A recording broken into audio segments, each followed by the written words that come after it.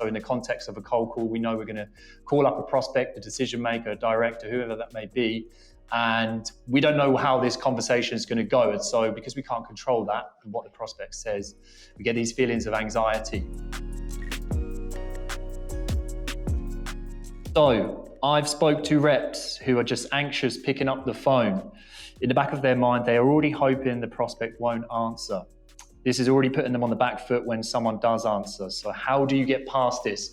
Okay, it's a good question. So a lot of sales reps get both anxiety, but also they fear picking up the phone. And these are two separate feelings and emotions, and there's two separate causes of that. But because this one talks about anxious and being anxious and anxiety, I'll focus on that. First thing to understand is, what is anxiety?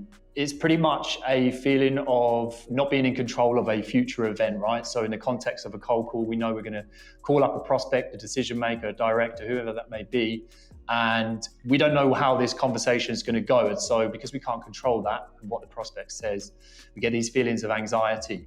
And for a lot of sales reps, these feelings can be overwhelming and put them off to the point where they either don't do their cold calling blocks or whatnot, and they push it back to later in the day, or worse, they decide to do it tomorrow and they go through this hamster wheel of doing it over and over again. So that's why it happens. How to fix this and overcome it, I kind of answered with my answer there, right? Is if it's a lack of preparation, then the answer is we need to prepare properly for our cold calls and the conversations. So that's the first thing. The first thing with that is you need to have some sort of process, right? Where are you taking the prospect on this cold call, and what are the steps that you're going to take to try and get them to book a meeting, if that makes sense, or perhaps disqualify, but we won't go into that. And once you've done that, then you can write all this down. How are you going to open the call? Are you going to ask a question? Is there some sort of pitch? What questions do you need to ask that prospect? Once you've got all of those, you can write them down and you can practice them. But you also know that there are going to be questions that come up and perhaps objections as well. So all you need to do is prepare what are the sorts of questions that prospects are going to ask you on these calls, and how are you going to answer them. And once you've done that, where are you going to take them next on this journey, this conversation?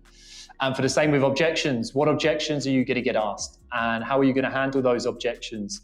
And what happens next once you've handled that part of the conversation? And once you've done that, then you're going to be fully prepared for the conversation, because there's only a certain amount of things that prospects are going to be talking to you about, and questions, objections that get raised. And so you can document all of this. That's what I do. Document it, practice it, plan it all out, and get in on the phone and put it into practice and implement it. And the more you do that, the more prepared you're going to be. And all of these feelings of anxiety will go away, because you're in control of your process and your conversation and what questions and objections are going to come up.